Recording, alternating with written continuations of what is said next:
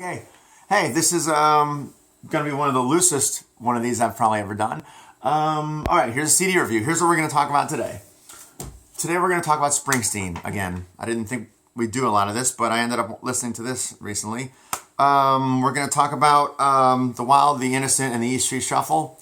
First of all, you'll notice that the cover of my CD is not the cover. Here's why. Little tiny story, not very interesting, but I'm gonna tell you anyway. I rarely do this, but I bought this on eBay, I think.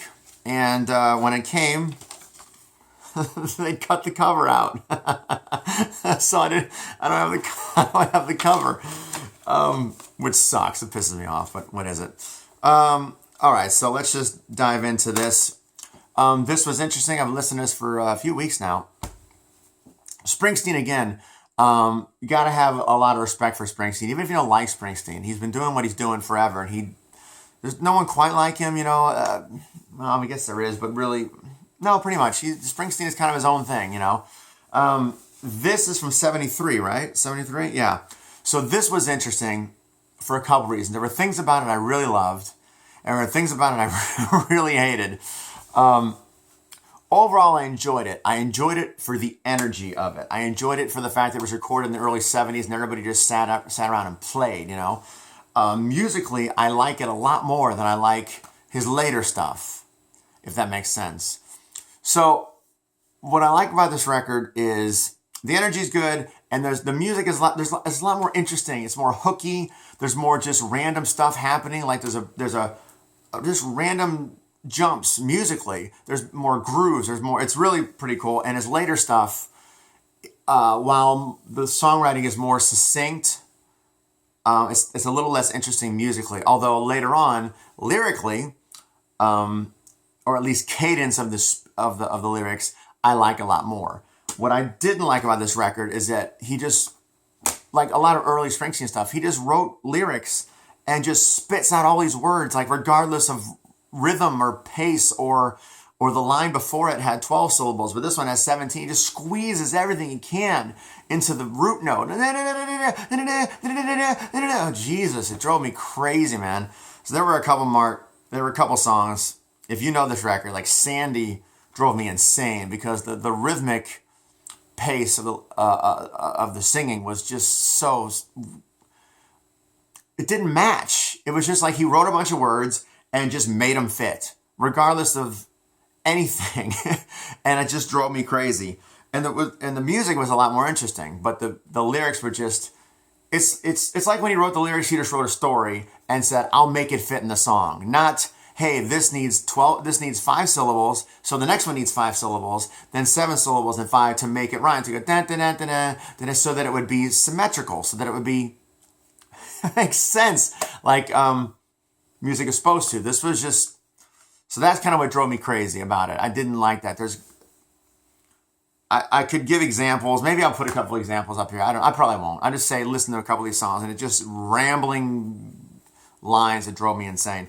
What I thought was interesting about this also is I wasn't expecting the E Street Shuffle. The song when it first kicks in, it's definitely Van Morrison when it first kicks in.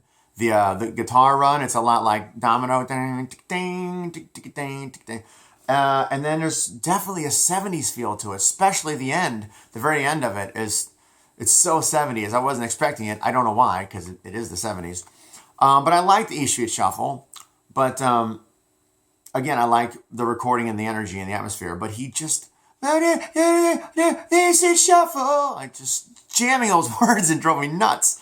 But I like that. So the E Street Shuffle I liked. 4th of July, Sandy, I tried to listen to. I just couldn't get past it. You know, last night I got on the tilt-a-whirl and my shirt got caught and just like it just rambled on. I didn't like it. Kitty's Back was cool, interesting, musically very cool. Again, a lot of cool breakdowns. I love the brass stuff at the end.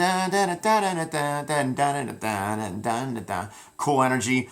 Wild Billy's Circus Story was just really strange. I didn't dislike it. I just very unexpected, and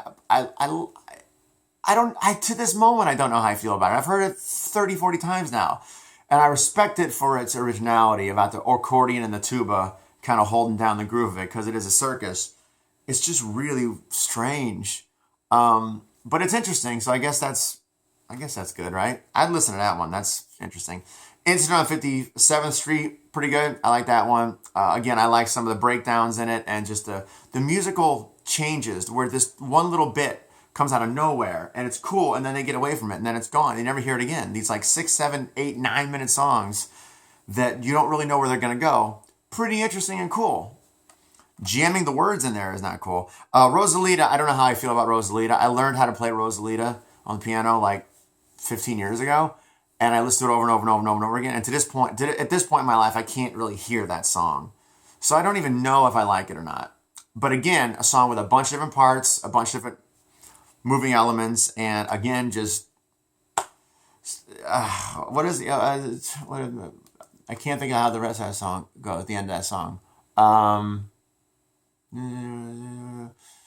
Our tires were slashed and almost crashed, but the Lord had a mercy. And my machine sees a dog stuck in the mud somewhere in the swamps of Jersey. Well, hold on tight, stay out all night, cause of Rosie, I'm coming on strong. By the time we meet the morning light, I will hold you in my arms. It's just, I know a pretty little place in Southern California. It just goes,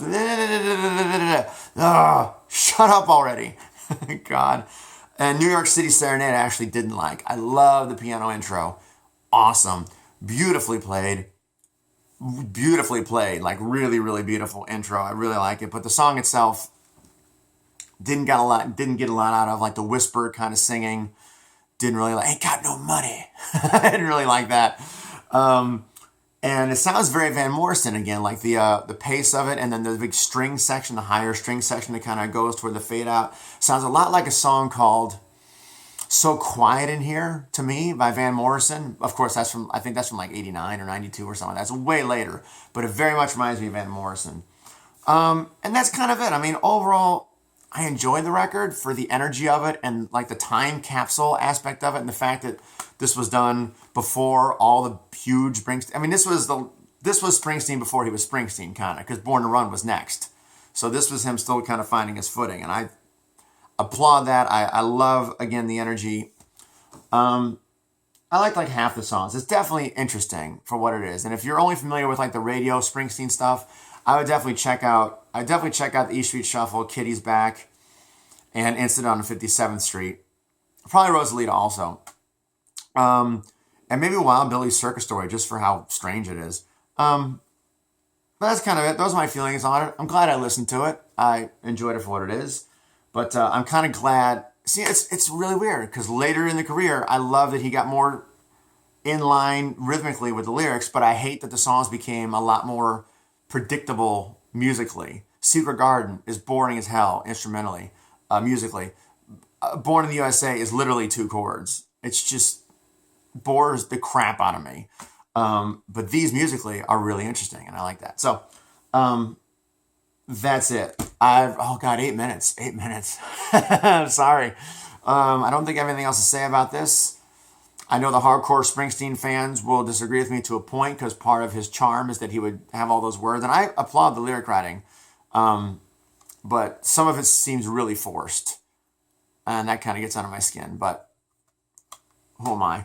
All right, that's it. Those are my thoughts on The Wild, the Innocent, and the E Street Shuffle. Springsteen 73. Subscribe to the channel, and I will continue to have reviews about the most random records that I listen to. And I think that's all. All right, thanks for listening, everybody.